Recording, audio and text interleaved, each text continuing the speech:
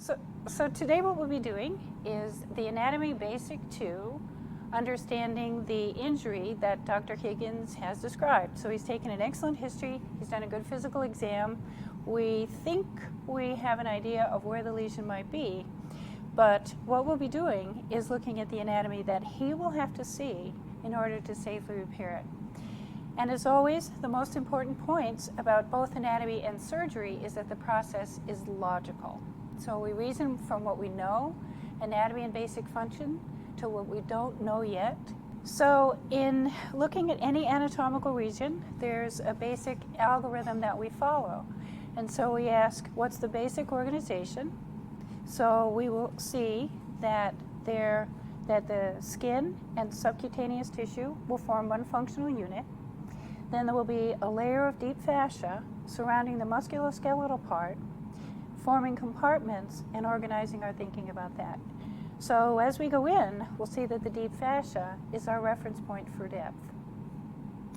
Always we'll be asking, what's the organization? What are the bones in the region? What are the joints in the region? And what is normal function? How is that achieved?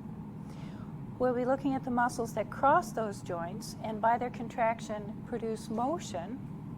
And then we'll be looking at how the utilities reach the muscles, the electricity, the plumbing, the innervation, the blood supply, so that if we have to alter the position of the muscles or if we even have to cut the muscles during a surgery or dissection, we can preserve those neurovascular bundles. We can repair the muscle by suturing the connective tissue around it, but it's very difficult to repair a nerve once it's been severed. So that's the plan for today. Terrific. Why don't you start by telling me about the surface anatomy?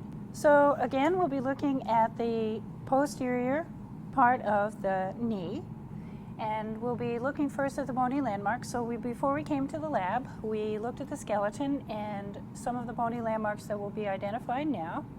So let's just quickly review. So the bone that's here is the Pelvis. Exactly. This bone will be, That's the femur. yep, two bones in the crus. Or the tibia and the fibula. Tibia and the fibula, exactly.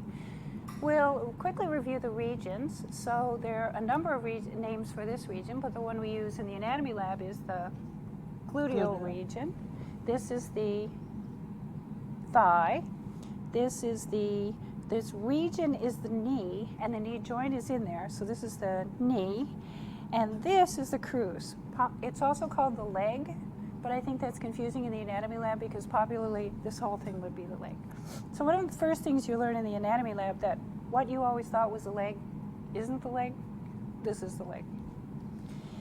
And in particular, this region we're going to be dissecting today is commonly known as the back of the knee, but we have an anatomical name We for do, and so there will be a special diamond-shaped space, the popliteal fossa between the muscles, where we will actually see the dangerous structures that we need to be careful of. So let's review a few basic anatomical terms because we'll probably be using them in the course of the dissection. So toward the head is superior, toward the feet is inferior, toward the midline of the body is medial, and toward the outside of the body is lateral. Exactly. So superior, Yep. inferior, medial, lateral. Yes. Exactly. And when we're talking about the limbs, because they're often in positions that aren't directly related to superior and inferior, we have two more terms that we use. So if we're in the limb closer to the center of the body, then that's proximal. And if we're farther away from the center of the body, that's distal. Exactly. Okay.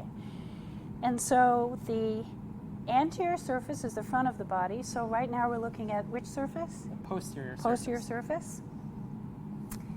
And the position of the patient on the table, face down is prone, face up is supine. So our patient is prone. What we would use, what Dr. Higgins will use, the posterior approach to the back of the knee, to the popliteal fossa for, is a traumatic repair of the neurovascular structures that are here. So one reason this is such an interesting and also treacherous region to dissect is because in order to get to the structure we need to see, which will be the ligaments of the knee joint, to see if they're intact, we'll have to traverse a dangerous territory in which there will be 6 neurovascular structures that we will need to watch out for. And so again, this is the logical process of anatomy. We're going to identify the bone landmarks. Then based on the bone landmarks, we're going to estimate the positions of the structures beneath them. Because the pathways of nerves and vessels are so variable, it will always be an estimation, and there'll be plenty of surprises, which is why anatomy and surgery are interesting 40 years after you start out in them. So we'll be estimating those.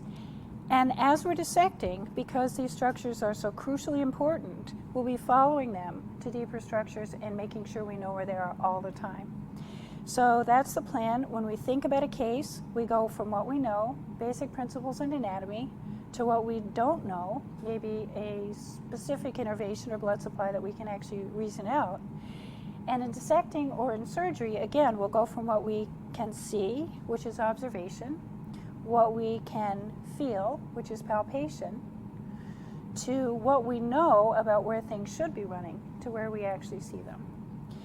The principal consideration that we will use in dissection, just as in surgery, is we never want to cut blindly down into something that we can see. For one thing, if we don't know how deep we are, we can injure it, and subcutaneous fat, as you know, can be anywhere from that thick to that thick. And the other reason that is that as soon as you expose a structure that you want to see, then we'll be able to follow it.